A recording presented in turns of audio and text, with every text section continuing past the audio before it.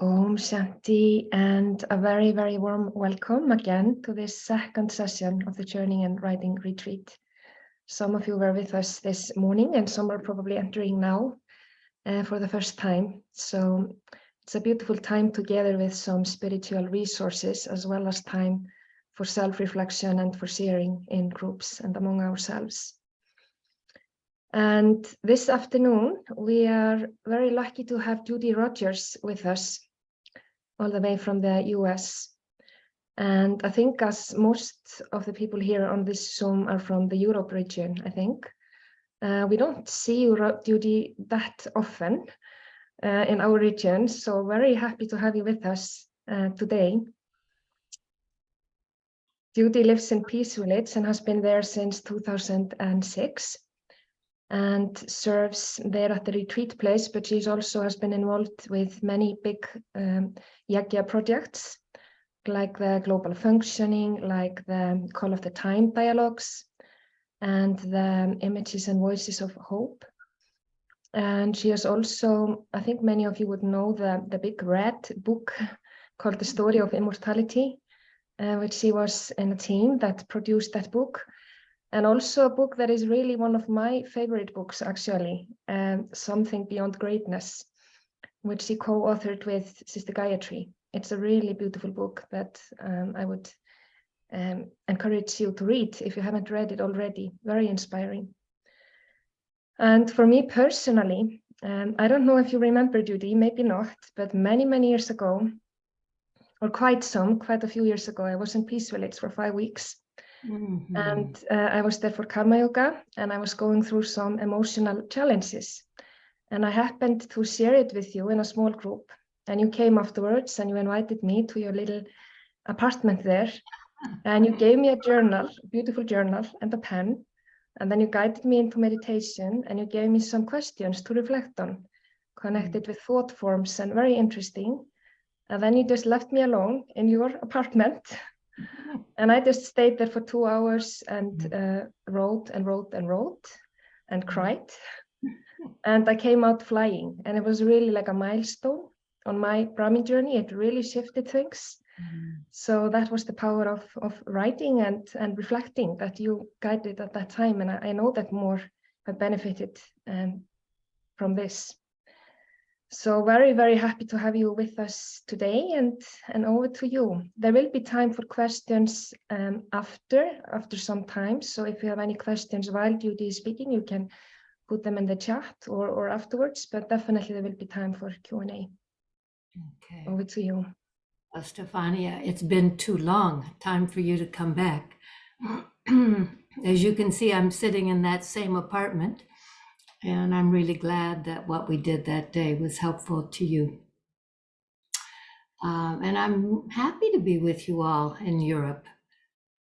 Actually, it's a real pleasure. I used to come often for Call of the Time, but COVID has changed us in lots of ways, no? So I want you to feel free to interrupt at any point, all right? I am going to talk with you, but I'm happy to have you interrupt in the middle.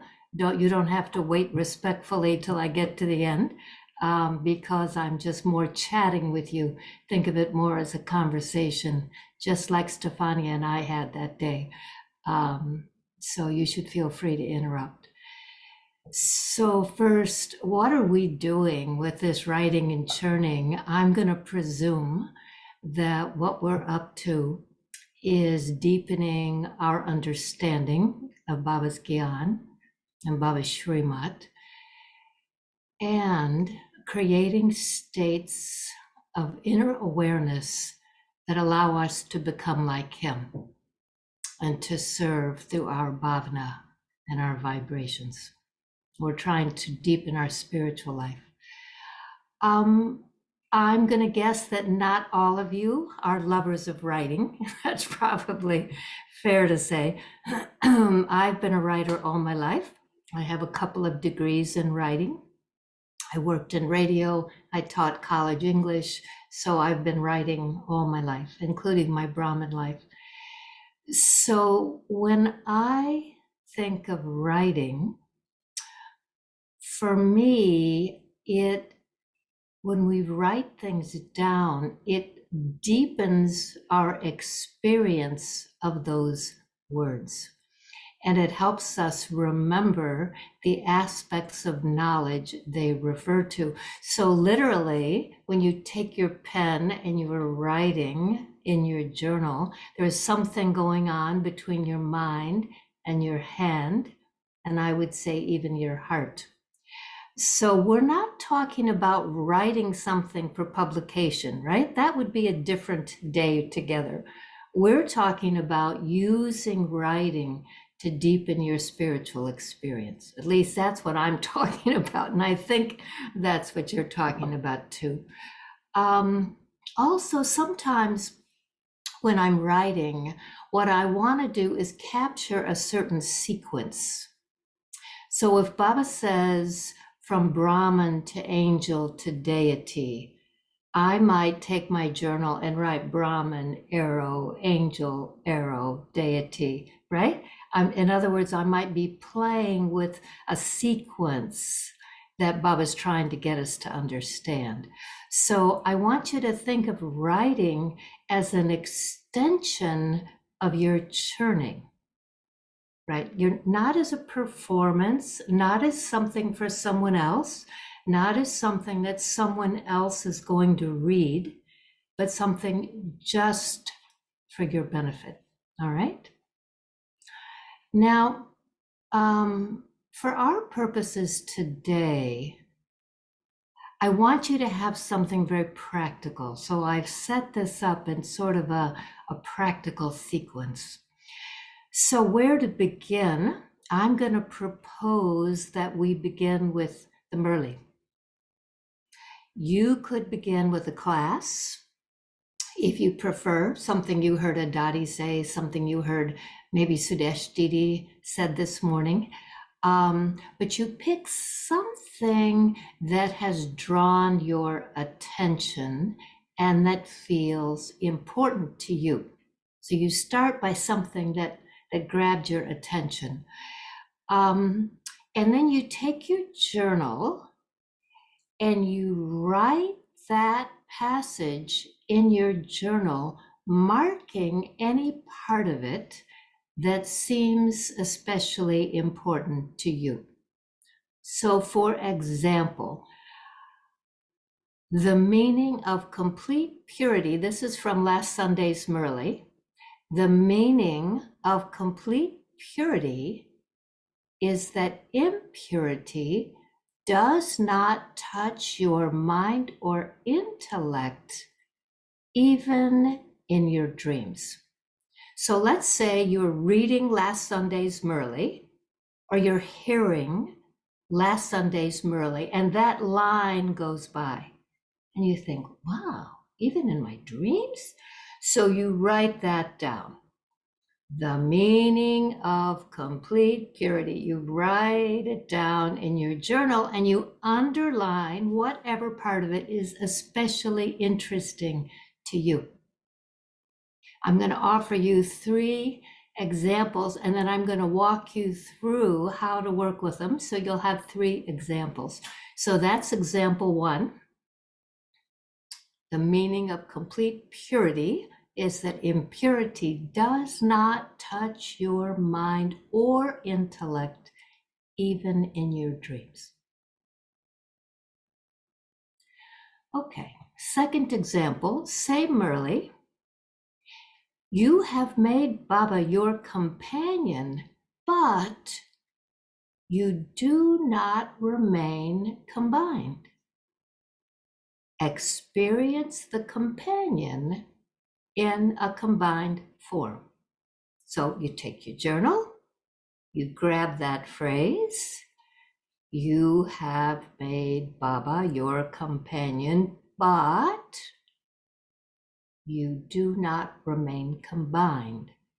And then I underlined, experience the companion in a combined form, because that's Baba Srimat, right? I mean, he's actually giving you a very specific direction here.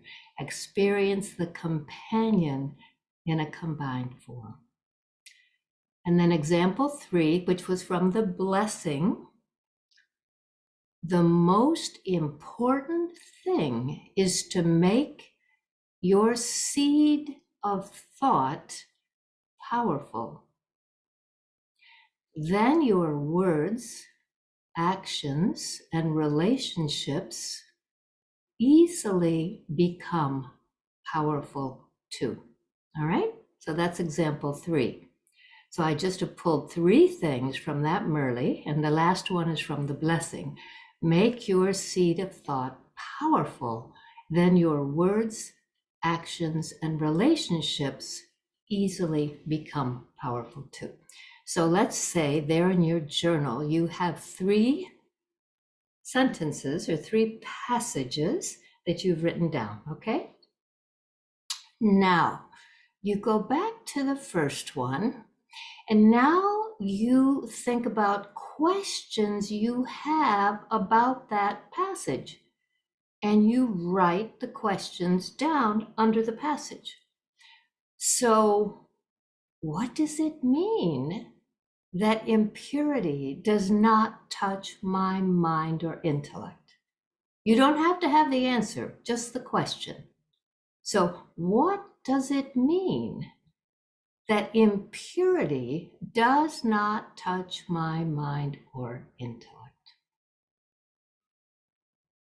Or you could write down, how can I control what's in my dreams? Like, what's Baba talking about? Dream is a dream. I'm not there awake controlling my dreams. So how can I control what's in my dreams? So once you've pulled that passage, you generate a couple of questions, true questions that you really want to understand about that passage, and you write them down. So in example 2, this you have made Baba your companion. So you might have the question, what does it feel like to have Baba as my companion? Now, when you write this kind of a question, you're not meaning abstract. What does Baba mean by that? No, we understand what Baba means. But what does it feel like to have Baba as my companion? What's the experience? Right? So you write that question down if that's one of your questions. Or, what does Baba mean by a combined form? Because what we're trying to do is to go from statements, Gyani statements, yes, I'm combined with Baba, to the actual experience of what that is. Dadi Gulzar, those of you who remember Dadi Gulzar well, will remember that there were years when no matter what question, what topic you gave her, she always talked about the combined form. You could give her any topic, but the answer was always the combined form. So what is that? What really is that? Beyond a Gyani point, what is the soul's experience of being in the combined form? So you want to give yourselves questions that actually are going to produce an inner experience, because that's what Baba does in the Murlis, right? He's saying, what does it feel like to be in a graveyard? What does it feel like to be in a land of angels? He keeps giving you these experiences. And sometimes we just treat them as kind of ideas, but they're not ideas.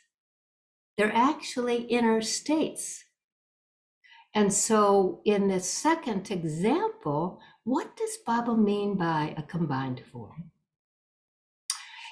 And then in the third example, which if you remember was, the most important thing is to make your seed of thought powerful, right? The most important thing is to make your seed of thought powerful. Then your words, actions, and relationships easily become powerful too. So your question about that might be, What is a powerful thought? I once asked Daddy Golzar this question. I said, Daddy, what is the most powerful thought? And what do you think she said? Mira Baba, right? Most powerful thought. So then I trotted next door to Daddy Golzar's little house. And I said, or to Daddy Janki's little house. And I said, Daddy Golzar said the most powerful thought is Mira Baba. What do you say the most powerful thought is? And she said, who am I? Who do I belong to? Meko, miracle, right? So in essence, they were saying the same thing. So, but ask yourself, what is a powerful thought? That is one powerful thought, but what is a powerful thought? Or a second question you might ask about example 3 is, how does thought work as a seed that affects my words, actions, and relationships? So in your journal, you now have the passages that interested you, and you have questions connected with those, right? So far, so good? Okay. So now you put your journal down and you repeat the question, whichever question you're going to work with, you repeat the question to yourself internally. So, for example, what does it mean that impurity does not touch my mind or intellect? And so you repeat it a couple of times to yourself. Now you're turned inside and you're in Baba's remembrance. What does it mean, Baba, that impurity does not touch my mind or my intellect? And you wait in silence. Can you hear that noise? There's a snowplow outside the door. I'm sorry. We have a lot of snow. So you remain in silence, attuned to Baba, and you allow the insights and answers to come. You're not writing. You're connected with Baba. You're holding your question, and you're allowing these things to come. As they start coming, once these answers start coming, and if it takes a while, no problem. Wait, just wait. Don't rush it. Because when we're connected with Baba, we do get answers. We become aware. Now, one of the times that I did this, I had the following thoughts come on this particular question. When I look at my own mind, now I've picked up my pen again, right? I sat with Baba, some awarenesses came. Now I've picked up my pen and I'm writing. When I look at my own mind, I see that I have a little movie that's playing in my mind about some person. When I think of this person, it triggers this little movie and leaves me feeling irritated or annoyed. Let me stop this movie in my mind the instant it starts playing and replace it with a movie of love and good wishes. Let me realize that this one is doing the best she can. Now, I want to kind of reinforce the sequence. So you took a passage that you were interested in. You generated a couple of questions. What does it mean? What does it feel like? You sat in yoga, and as the awarenesses came, you wrote the answer to your question with the enlightenment you got in yoga. So in my case, what came was kind of an explanation in terms of a little movie that I have about this sister. You might get something else. The answer that comes to you would be customized for your mind. But what you're doing is you're allowing yourself to deepen your understanding of that question. What does it mean that impurity doesn't touch my mind or intellect? Right? So after you've written this, so I wrote my little passage about the movie. Now you put your pen down again and you experiment with it. So if there's someone who's really annoying me, which doesn't happen that much anymore, but every now and then, so then I let my mind have this thought, now this is a little movie I have about this one. Let me replace this movie with a movie of love. This one is doing the best she can. So I replace my old movie with this new movie. So I've now created what Baba calls an experiment in silence, right? So I've created my own experiment in silence in order to remove impurity from my mind. And I've used my journal in combination with yoga. And I want to do another example, but I want to check in with you first to make sure you're following. Does this make sense? What I'm proposing to you here is a sequence? Yeah? Can I give you another example? Okay. All right. So one of the second questions that I wrote in my journal was, what does Baba mean by a combined form? What does Baba really mean by a combined form? So I pick up my pen. Well, first, so I've asked myself that question, right? And I'm letting answers come. So first, before I pick up my pen, I have some yoga with Baba. Baba, what do you mean by a combined form? I mean, what do you really mean by that? Now, when you are in yoga, you are not thinking. Don't think, okay? Don't think. So when you say, Baba, what do you mean by a combined form? You're not up here, you're down here. Give me the experience, give me the understanding of a combined form. Okay? So you sit with that. What is the experience of a combined form? So you sit with it as long as you need to. And as your awareness comes, so the awareness follows, when you stay close to Baba, you're asking for the experience, the understanding. Now you're beginning to get some insight, and then you pick up your pen.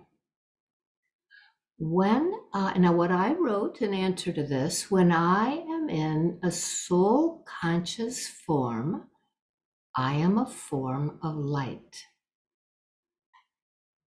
When I'm in a soul conscious form, I am a form of light, of vibrations. Matter cannot merge with matter, but light can merge with light. Vibrations can merge with vibrations. They can flow into one another. Let me experience my light merging with Baba's light. My vibrations merging with Baba's vibrations. All right, so I wrote myself a few lines, framing kind of an experiment. So I combined my understanding with kind of an invitation to experiment. Then I put my pen down, because now I've framed an experiment. So the experiment is, I'm now soul conscious, so I'm a form of light. I'm a form of vibrations. I look at God, I connect with Baba, a form of light, and I allow my vibrations of love to flow into Baba's and Baba's to flow into me. Baba's vibrations of purity, his love for his child, my vibrations of love for my father, to flow into him. So now I'm experiencing what it feels like to be merged. Okay? And then we'll do one more. So the last example we have is what is a powerful thought, right? So I pose that question, Baba, what is a powerful thought? And then, I'm sorry about the noise, I can hear it really loud. So I allow that experience to come. What is a powerful thought? Baba, what is the most powerful thought? And I sit there as long as I need to, and as I become aware of a powerful thought, then I begin writing. I belong to God. I am your child. I'm an elevated soul. I'm a world benefactor. I'm an ancestor soul. And when I connect with anyone else, I connect from this place, this powerful thought.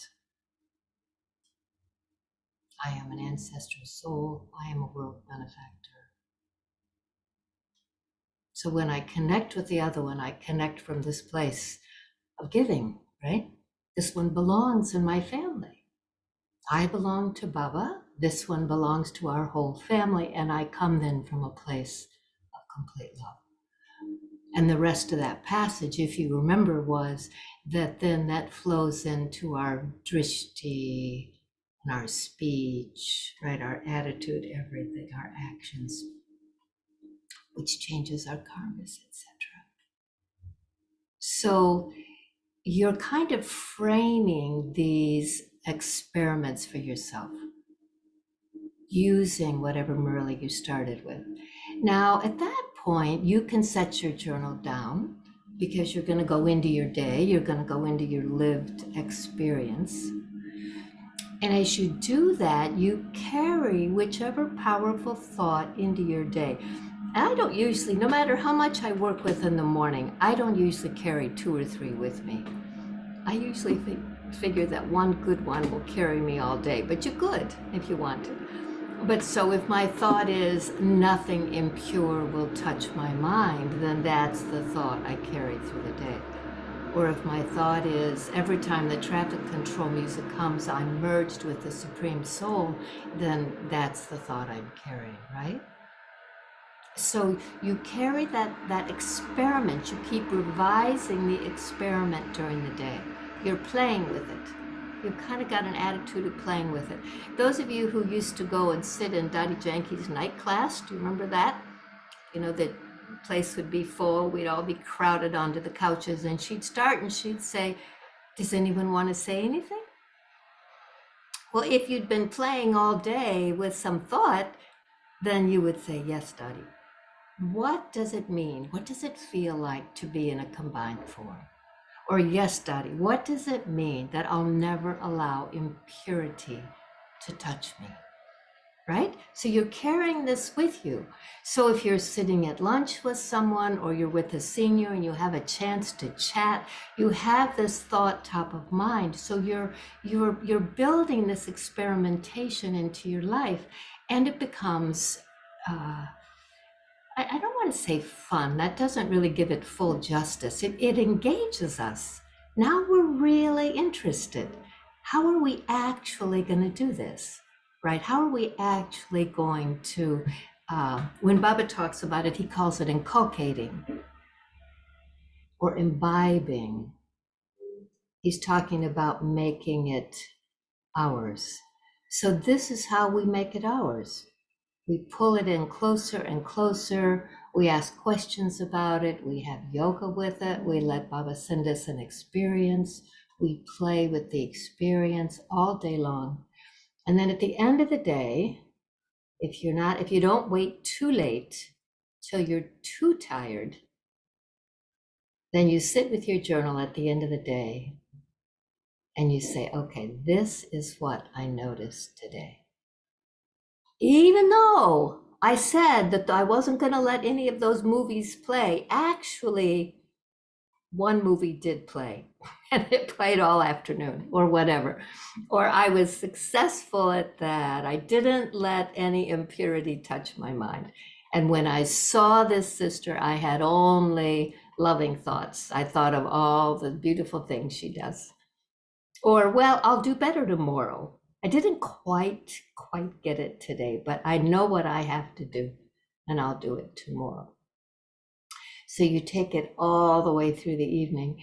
Now, sometimes an idea is so compelling that I carry it for a number of days.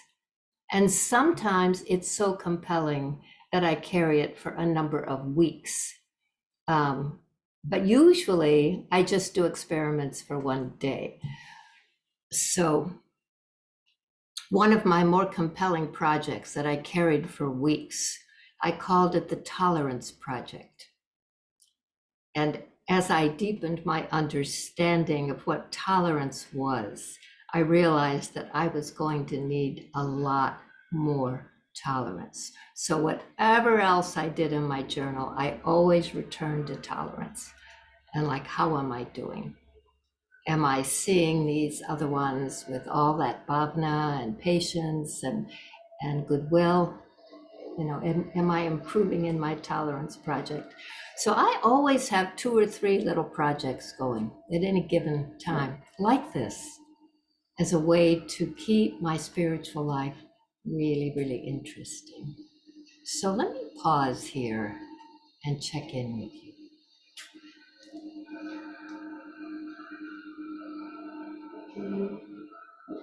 Any questions, any thoughts, any misgivings, any concerns, anything? Past successes, similar stories, alternative ways to journal.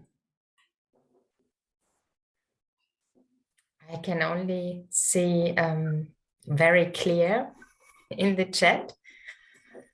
And I can say for myself, I first of all, thank you, Judy, for speaking so slow. And I think the translators, but also everyone else appreciated to be able to join you in that slow but deep and clear thought process and the process of the exercise.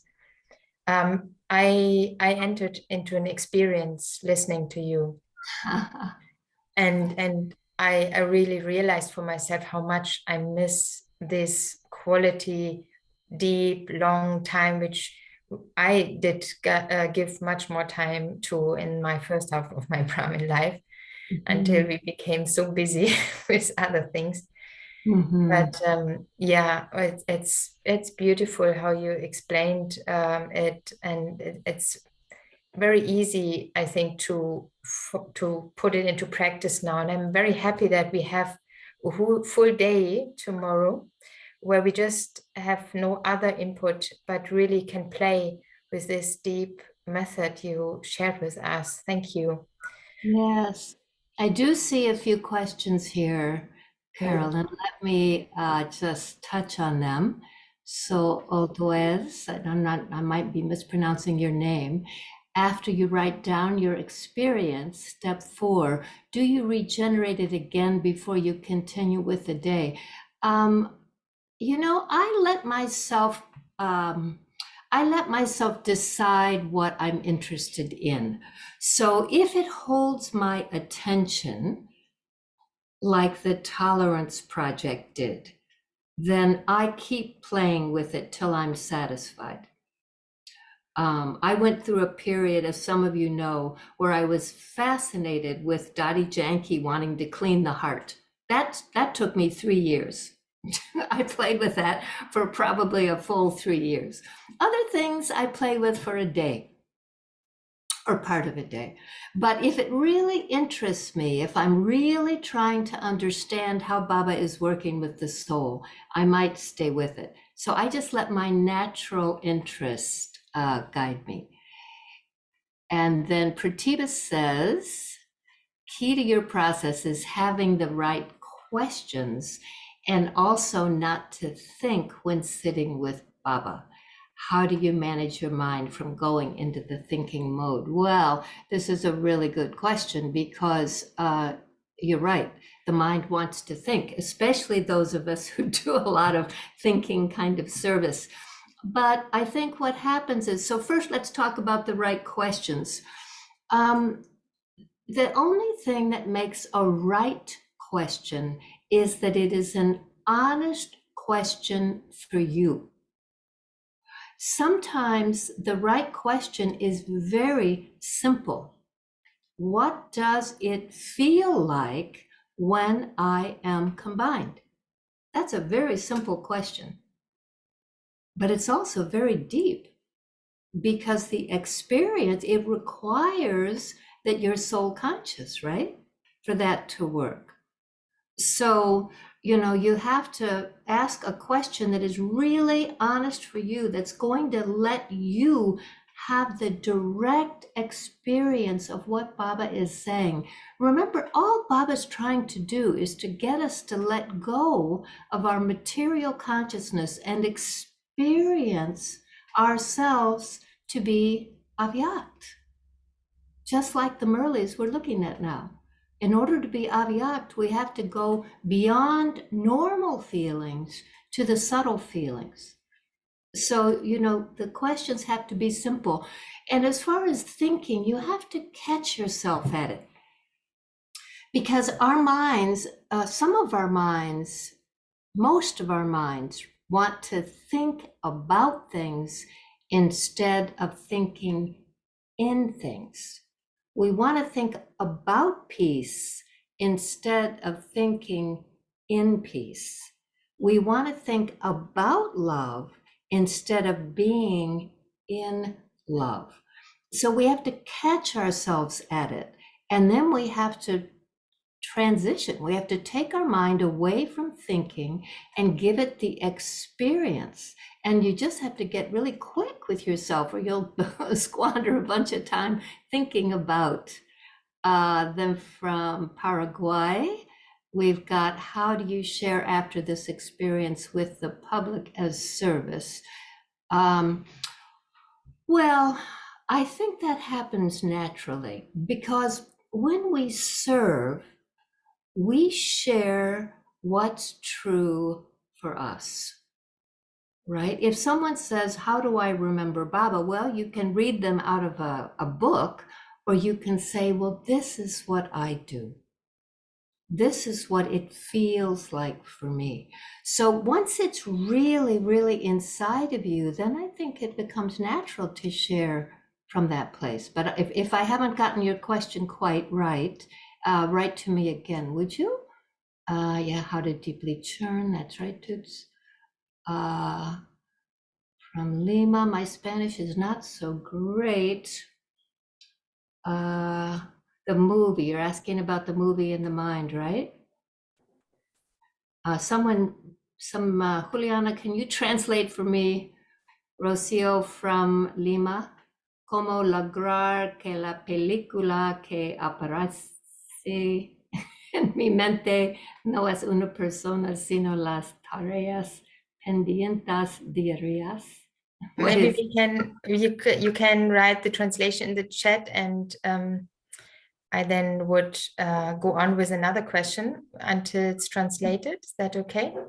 Okay. And then we have one here, is this impurity, if we have movies playing in our mind, would you say it's a karmic account if we're pulled to certain souls? Here's a translation. I'll come to that in a second. So, you know, what impurity is, Baba said in a recent Murli, on December 4th, he offered us 5 kinds of feelings. Do you remember that?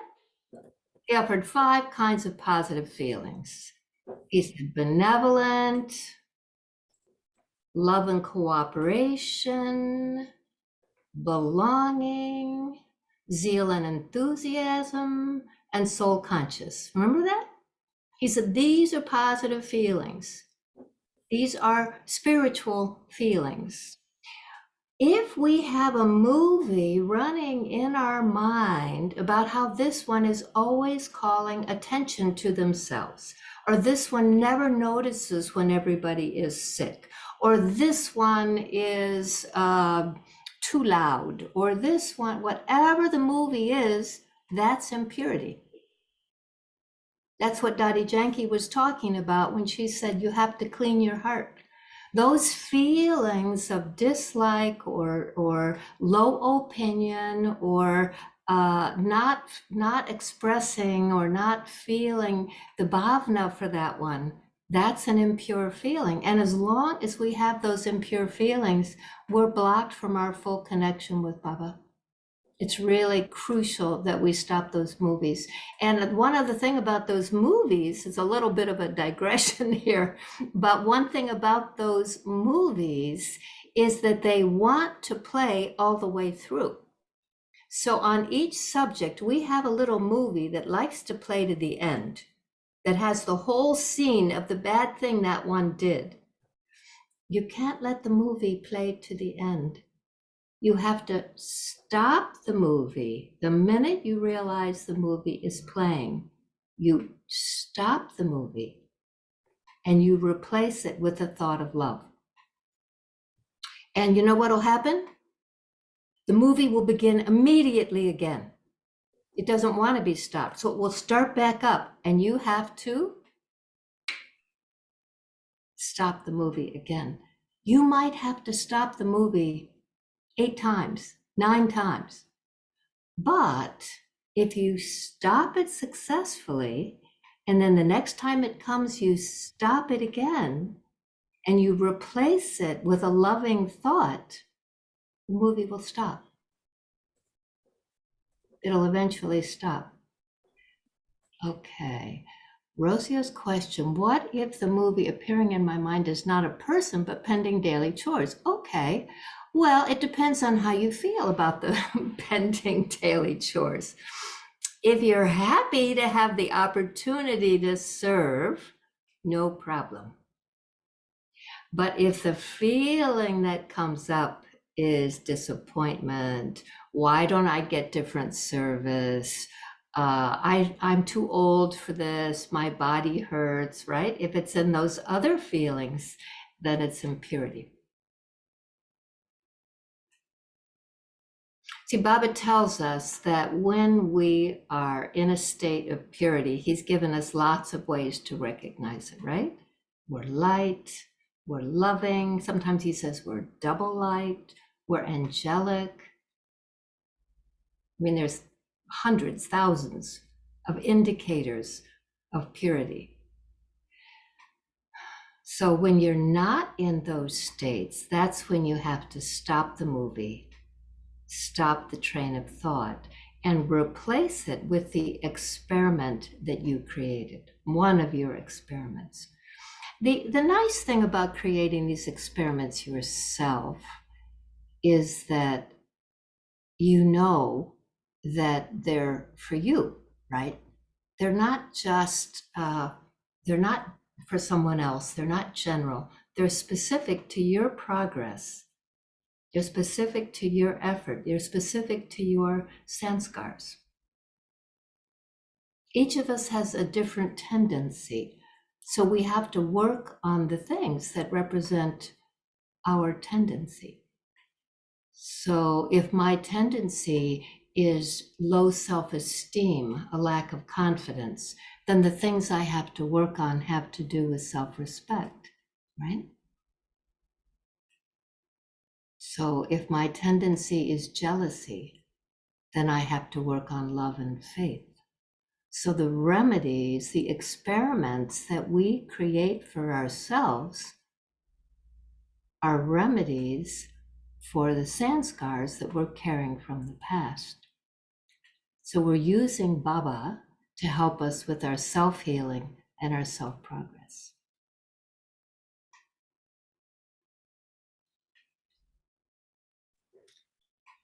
There is one question about the process which was posted very early. I don't think you have answered that one. It's from Oldus.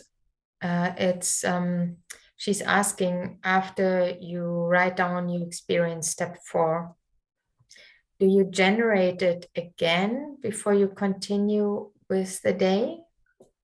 Once you have the experiment that you want to work with, you carry it around with you like a little precious egg in your heart, because that's what's going to keep you focused. That's what's going to keep you focused on your spiritual progress during the day. So if I'm working on, let's say I've come up with a powerful seed thought, and my seed thought is, I'll give you an example. I got a voicemail from Brother Charlie when he was in Pandit Bhavan a month or two ago. And he said, today I'm spending the day at the Tower of Peace with Nimit Bhav. That's what I'm talking about, right? So he had the question, Baba, let me experience what it feels like to be in instrument consciousness. So he sat himself in a chair at the Tower of Peace, and for 2 hours, he experimented with instrument consciousness. That's what you're doing.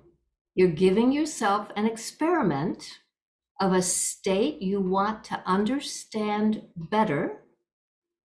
Ancestors, soul, angel, benefactor, whatever. And you sit with that, you allow it, and you're in conversation with Baba. Baba, I want the experience. What does it mean? What does it feel like to be an instrument of yours? And then you just let yourself feel it. Don't think about it. Don't think, don't write. Once you've given yourself the experiment, just experience. Now, if your mind jumps off to something else, bring it back. And if it needs a new experiment, then you give it another one. Baba, what does it feel like to be in full cooperation or whatever? Recently, Baba talked a lot about the relationship between love and cooperation. He said that cooperation isn't possible if we don't have full love. And he said if full love happens, then cooperation will naturally happen, and you will provide to the soul, or Baba will provide to you exactly what you need. You could spend a week on love and cooperation, right? I mean, you just keep playing with it. Every time you have an insight, you write that down, you close your journal, and you sit there with it. Love and cooperation. So that's what you're doing. You're creating for yourself these experiments so that you can understand these states. And Baba always cooperates. If you get out of the way, and by that I mean if you stop thinking, Baba always gives you the experience. I've never had a time when Baba didn't. If I say, Baba, I need to understand this, I've never had a time when I didn't get that experience. And if I stayed with it, then you get it deeper. Now, there was one question here about, yes, so from Joan, what's the difference between this experimentation and repeating affirmations?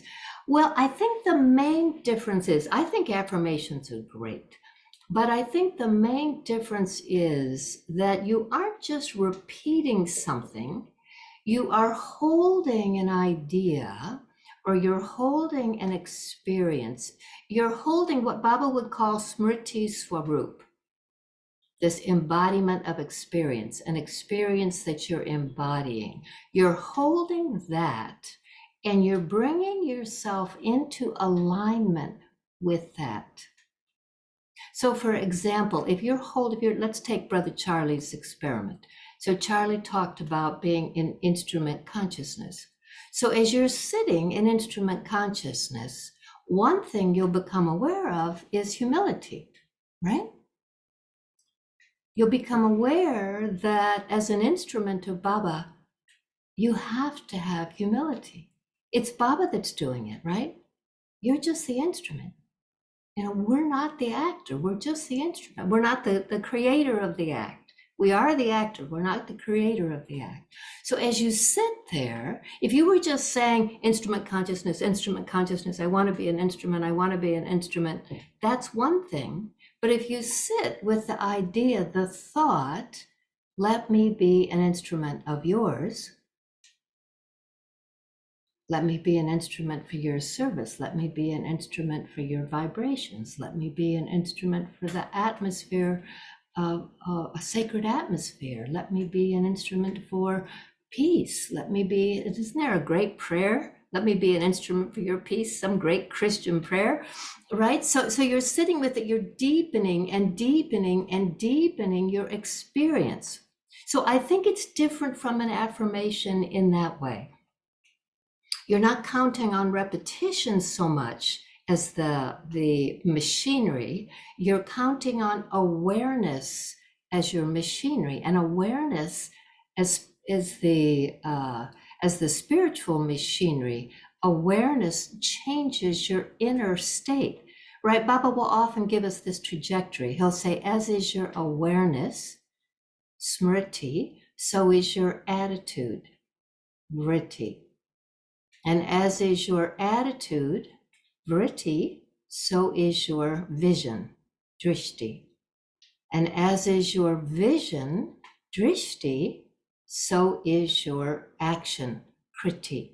And as is your action, kriti, so is the world, shrishti. So this is what in the passage where he was talking about the seed of thought is in your awareness. And as you're holding that experience, it begins to move into your attitude, it begins to move into your drishti, etc., right? So that thought becomes the instrument for that. Okay. And then see something here from Stefania. Do you keep your writings in one place and go back to them? You know, that is such a good question. Many people do that, keep their writings in one place and go back to them. And I am very impressed that they do that. My writings are on Post-it notes, journals that I lose track of, in the backs of books. I'll sometimes open up some book I haven't looked at for 2 years, and here's 3 pages of journaling. No, I'm writing because I want to reinforce what thought is there. The only time I didn't lose track of everything, and I'll tell you a little short story. So one of the times when I was fairly early in Guyana, I was in some auditorium somewhere with Dadi Janki, might have been London. I was writing furiously in my notebook. And Dadi looked down from the stage and she said, "Don't take notes, listen to me." So I kept writing because what she was saying was so profound, I couldn't stop. So she came down and I said, "Dadi, I don't have your intellect. I'm not going to be able to remember everything you said, and I want to remember everything you said." So she kind of went back a little. I don't think she was expecting pushback on her Srimat. But then she said, "Okay, if you're going to write, then you have to use your writing for service." So from that day forward until the day she stopped talking, which was shortly before the day she left, not only did I write down every single word she said in my presence, I never went to see her without a notebook, ever. I would then go up to my room, type it up, save it on my computer. And then she insisted that she had to see it and approve it. And then I had to send it to everybody I could think of. So it was tremendous pressure. I had to try to make sure I captured it the way she liked it. But her point was, make it useful. If you're going to do this, make it useful. And I would say the same to you. If you, and you don't need to do it like I do it, right? I'm giving you the method I use. You use your own method. But the point is that what you're doing with your writing is you're deepening your experience of the words from Baba or the words from some very wise person. And then you're getting them to hold still because you put them on a page so they won't jump around like they do in your mind. And then you can develop the question. The questions are what leads you to your experiment. Otherwise, you're just repeating Gyan, right?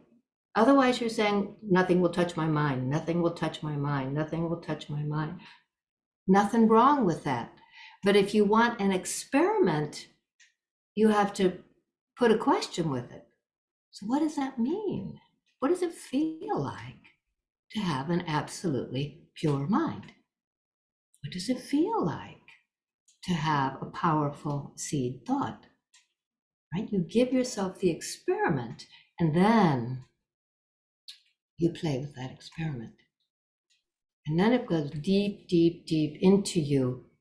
And you see it everywhere. Once it's deep in you, now you see it everywhere. You catch yourself. You see when one of those little movies starts playing, or you see when your mind is playing with some silly thought that's not worthy. You're more discerning because you've given yourself these experiments. Okay, let me see if there's any other questions. You also say that you use these questions and then also writing things down to keep your churning and thinking process in a way slow and more focused, because when I put a question to myself and go into silence, sometimes like what emerges is quite complex. I cannot put words to it like in a process, but it's like more like you see something and then you can go in all corners of the complex thing you kind of look at, but then you lose the depths at one point. And I just wonder if you use or if you feel that the way you put things into small sequences and stay with it and ask questions, is that a way to deepen and stay with one point rather than floating off in all sorts of directions? Well, Baba talks about essence and expansion, right? And what I find is that truth is almost always simple. I mean, you think about our daddies. These were not complicated people. These souls were very simple and very deep.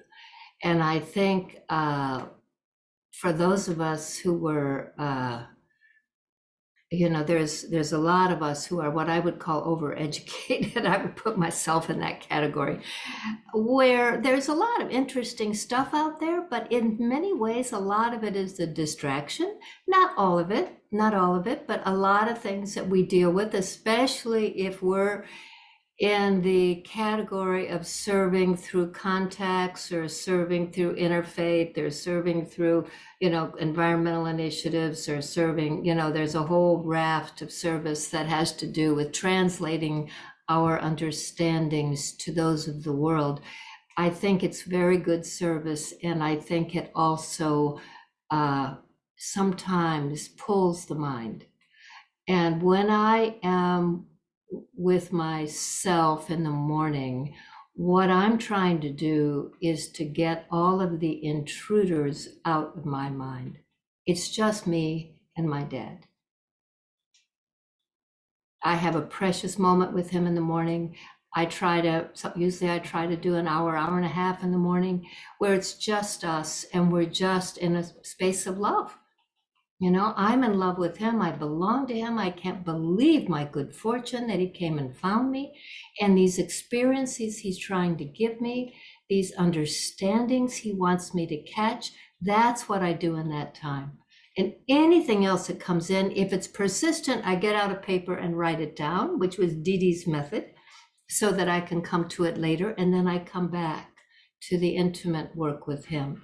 And the writing, yes, the writing is intended to keep me on track, right? To keep me focused. I mean, if what I'm interested in is purity, see, I'm really in a deep inquiry on purity. We're here purifying the world. His main title is Petit Pavan, you know, the purifier. If I don't really deeply understand purity, then what am I doing? And so that one experiment that we looked at about what does it mean that impurity does not touch my mind or intellect, right? When Baba said the meaning of complete purity is that impurity does not touch your mind or intellect. And when you started your Brahmin life, you probably thought that meant that you never ate at anything from a bakery, right? Or you never, garlic never walked in a room you were in, right? So Baba's saying, okay, that's all good. It's good that you're doing all those things. But actually, what it means is that at no moment does any thought, any trace of thought or feeling or memory cross across you inside that isn't absolutely pure. This is what creates the vibrations that we're going to hear about in this coming Sunday's Avyakt Murli. That's why the Dadis were the Dadis. They didn't need to give great talks. Dadi Janki was a talker. Dadi Gulzar was not a talker. And yet the moment you were in her presence, you knew this was someone remarkable, right? Remarkable. You knew it instantly. Why? Because never did any of those thoughts even slightly cross her mind. So when Baba says, this is purity, I've got work to do, right? I have work to do if I'm going to have a quality of mind that says that nothing like that will ever cross my mind. Even though the news is filled with horrible things, even though our countries are in an uproar, even though the students we're trying to serve are in agony, my mind wouldn't have a trace of impurity. What is the quality of work I have to do so that doesn't happen?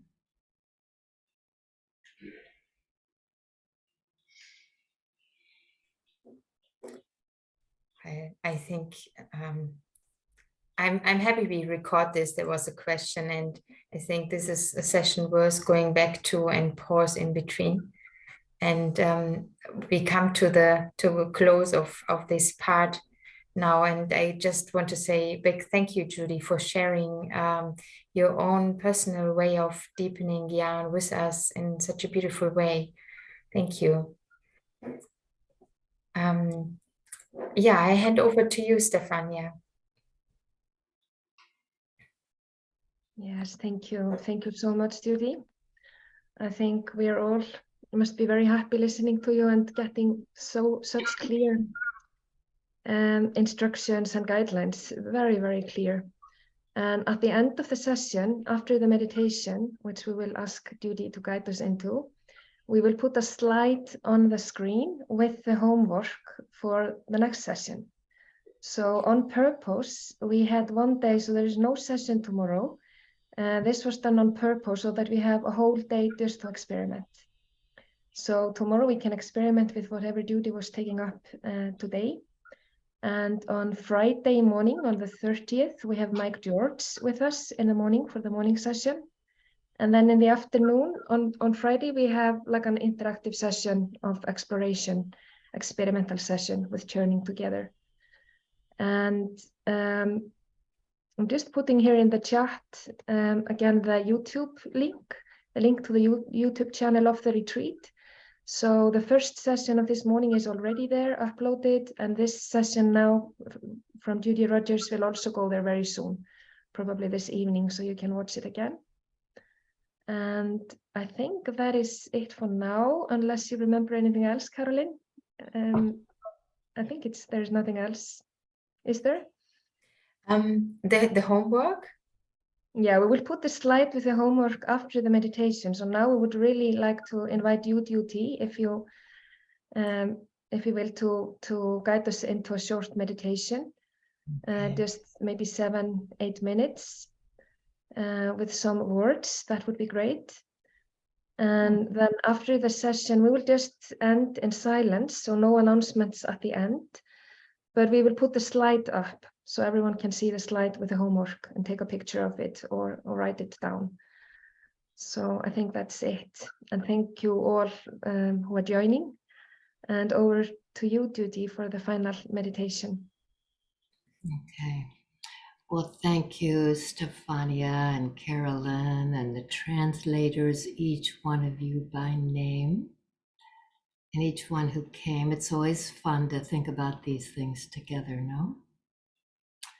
So let's put down our pens or whatever you've got that's capturing your mind and allow yourself to become very quiet.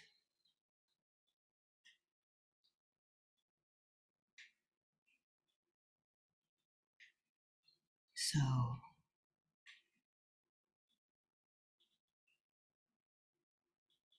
start by turning your attention inside, your face inside.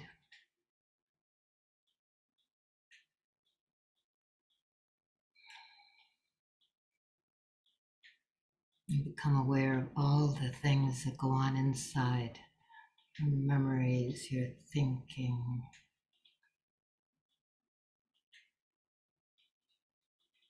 your feeling, your opinions, your list, all the things that happen inside. And then invite all those things to settle and invite your mind to become quiet.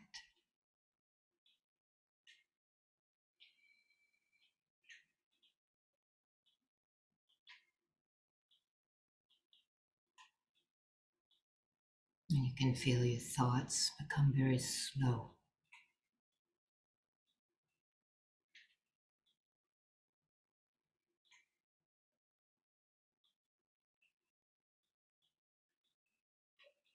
And then you invite your mind to become completely still.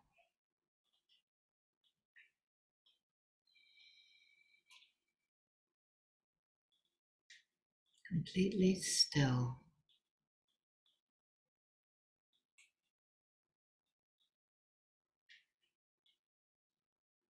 Maybe you just give the mind one thought. Maybe you give the mind the thought of purity. Not to think about purity, but just to experience being completely pure.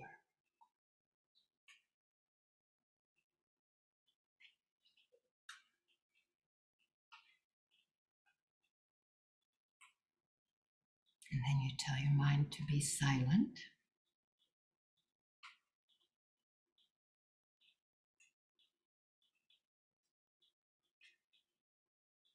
You are the embodiment of purity.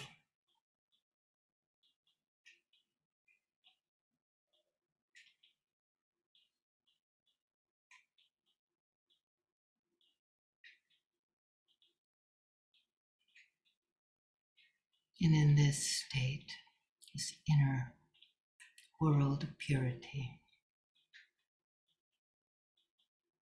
you can feel certain things emerge inside.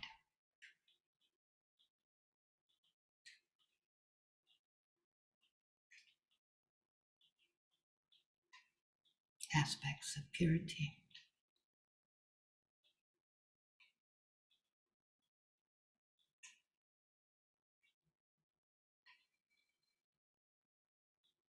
sweetness,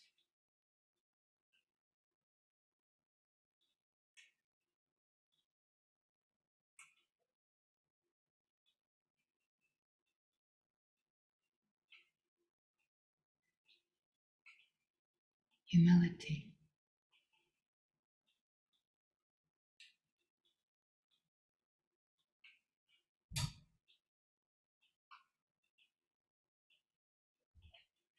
love,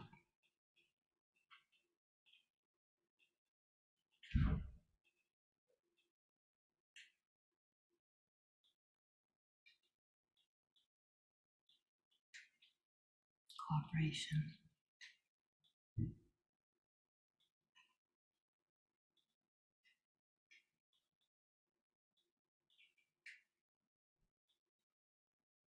royalty,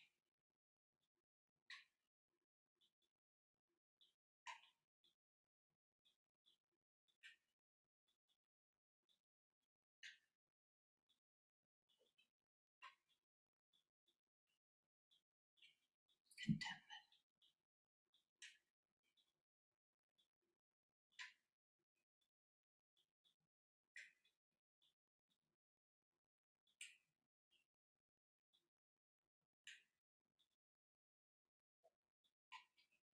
benevolence,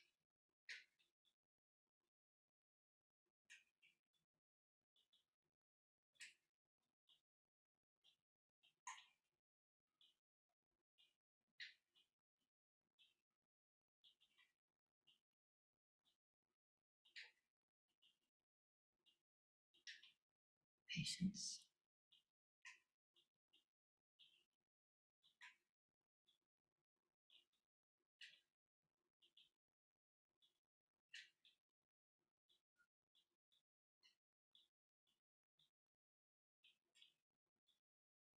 belonging,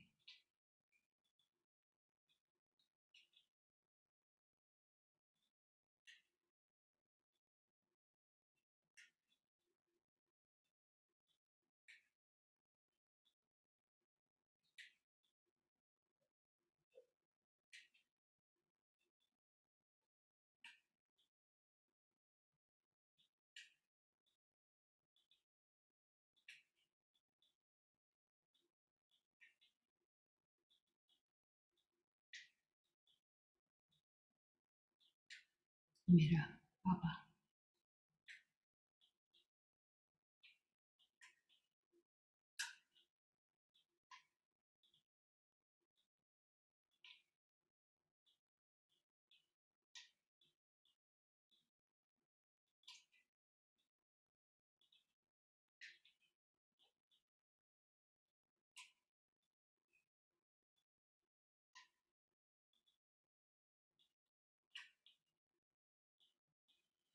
Om Shanti.